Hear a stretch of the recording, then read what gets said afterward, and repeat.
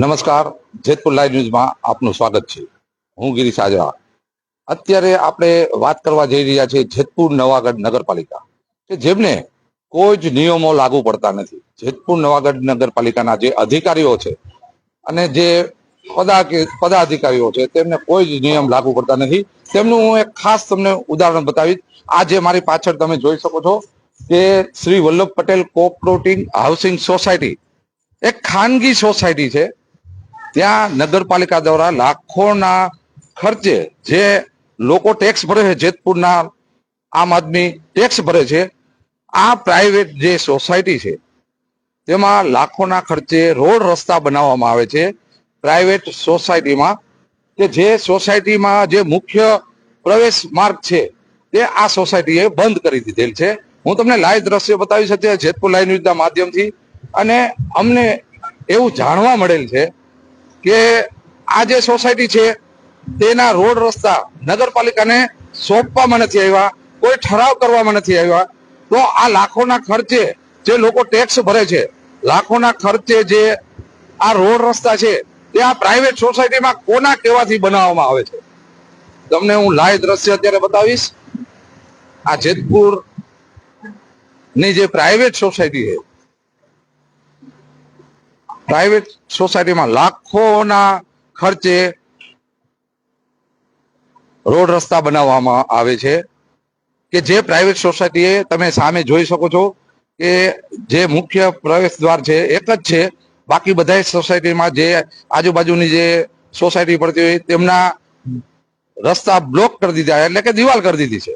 આવી પ્રાઇવેટ સોસાયટીમાં જેતપુર નવાગઢ નગરપાલિકા દ્વારા લાખોના ખર્ચે રોડ રસ્તા બનાવવામાં આવે છે.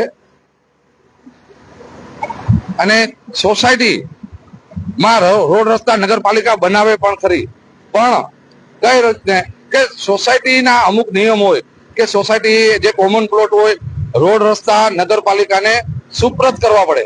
પણ આ જે સોસાયટી છે તે અત્યારે ખાલી અરજી જ આપેલી છે કે રોડ રસ્તા અમારા સુપ્રત કરો. અત્યારે તમે આ જોઈ શકો છો લાખોના ખર્ચે રોડ રસ્તાના કામ ચાલી રહ્યા છે.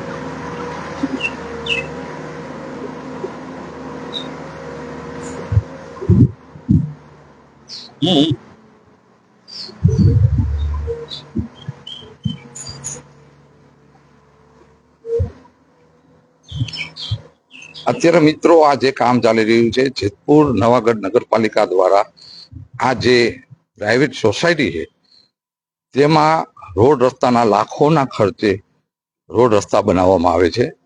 જ્યારે સામાન્ય લોકો જે ટેક્સ ભરે છે, અને ઘણા રસ્તા એવા છે કે ખરેખર રોડ રસ્તા બનવા જોઈએ, ત્યાં જેતપુર નવાગઢ નગરપાલિકા જે સામાન્ય માણસો છે તેમના ઘર પાસે રોડ રસ્તા બનાવતા નથી. અને જે પ્રાઇવેટ સોસાયટી છે ત્યાં રસ્તા બનાવે છે. અને આ એકમાત્ર રસ્તો છે સોસાયટીનો સોસાયટીમાં આવવા માટે એકમાત્ર મુખ્ય દ્વાર પ્રવેશ દ્વાર છે. તમે જોઈ શકો છો કે બાકીના જેટલા રસ્તા છે તે બંધ કરી દેવામાં આવ્યા છે. અત્યારે આ જે આપણે સોસાયટી જોઉં છો તેમાં જેતપુર નવાગઢ નગરપાલિકામાં હાલમાં વોર્ડ નંબર 7માં જે ચૂંટાયેલ છે સ્વાતિબેન સંજયભાઈ જોટંકિયા, તેમને ખાતમુહૂર્ત કરેલું હતું. આ જે કામ ચાલી રહ્યું છે, સ્વાતિબેન સંજયભાઈ જોટંકિયા જે અત્યારે હાલમાં જેતપુર નવાગઢ નગરપાલિકાના ઉપપ્રમુખ છે. અને તમે મારી પાછળ જોઈ શકો છો કે Shri Vallabhbhai Patel cooperative housing society, આ જે સોસાયટી છે તે સોસાયટીના જે લેટર પેડ જ ખાલી આપવામાં આવ્યું છે તેવા અમને જાણવા મળેલું છે, એક અધિકારી દ્વારા જાણવા મળેલું છે કે આ સોસાયટીના જે રોડ રસ્તા છે તે હજી નગરપાલિકા જેતપુર નવાગઢ નગરપાલિકાને સુપ્રત કરવામાં આવ્યા નથી. તો આ જે કામનું વર્ક ઓર્ડર છે, ટેન્ડર છે, કઈ રીતનું બહાર પડ્યું છે એ પણ આપણે એક વિચારવાનો પ્રશ્ન છે કે આ જે રોડ રસ્તા છે તેમનું કામ કઈ રીતે મંજૂર થયેલું છે. જે સોસાયટી છે, સોસાયટીમાં રોડ રસ્તા બને નગરપાલિકા બનાવી આપે, પણ એના અમુક નિયમ હોય છે કે આ જે રોડ રસ્તા છે તે હજી નગરપાલિકાને સુપ્રત કરવામાં નથી આવ્યા. આ જે સોસાયટી છે તે નગરપાલિકાને લેટર પેડ ઉપર લખીને આપે છે, કોઈ ઠરાવ કરવામાં આવ્યા નથી. તો લાખોના માટે જે સામાન્ય લોકો ટેક્સ ભરે છે તે ટેક્સના પૈસા આવી રીતે કેમ વેડફે છે. અને તમે જોઈ શકો છો કે આ જે સોસાયટી છે તેનો મુખ્ય બીજા લોકોને કોઈ જ અવર જવર માટે રસ્તો લાગુ ન પડે તેના માટે આ સોસાયટીએ બધા દરવાજા બંધ કરી દીધા છે. પ્રાઇવેટ સોસાયટી છે, લાખોના મોઢે અત્યારે અહીં કામ ચાલી રહ્યું છે. તો આ કામ મંજૂર કોણે કર્યું? આ ખરેખર યોગ્ય તપાસ થવી જોઈએ અને જે તે અધિકારી હોય કોઈ યોગ્ય તપાસ કરતા જો દંડિત નીકળે તો એને મોટામાં મોટી સજા કરવી જોઈએ. અને આ તમે જોવું કે આ જે મુખ્ય પ્રવેશ દ્વાર એક જ છે, તેમના સોસાયટીના નિયમો પણ છે, તે પણ હું તમને બતાવીશ. અત્યારે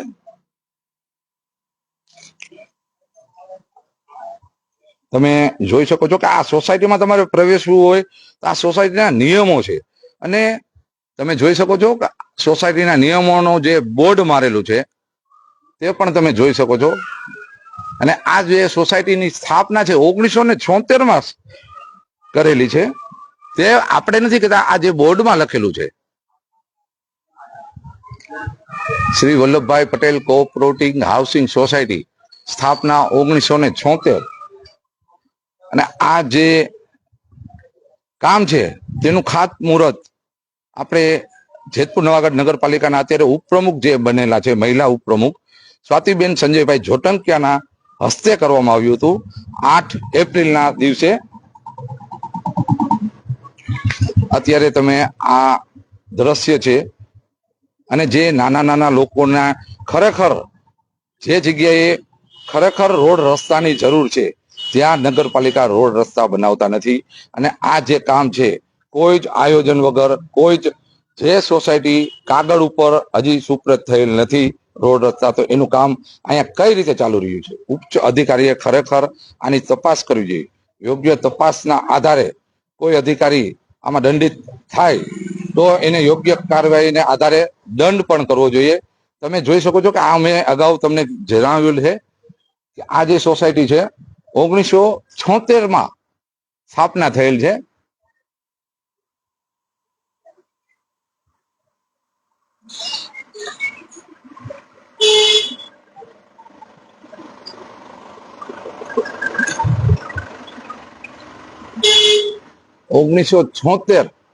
રજીસ્ટર 3996. તમે જોઈ શકો છો કે આ અત્યારે તો પણ આ રોડ રસ્તા બને જ છે, પણ અગાઉ પણ આ રોડ રસ્તા બની ચૂકેલ છે.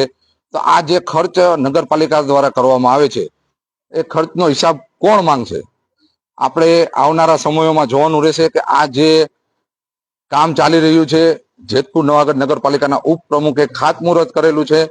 અને આ જે લાખોના મોઢે પ્રાઇવેટ સોસાયટીમાં જો આ ગ્રાન્ટ વપરાતી હોય તો જે લોકો ટેક્સ ભરે છે, જેને ખરેખર રોડ રસ્તાની જરૂર છે, તેમને નગરપાલિકા ઉલાડીઓ કરી રહ્યા છે.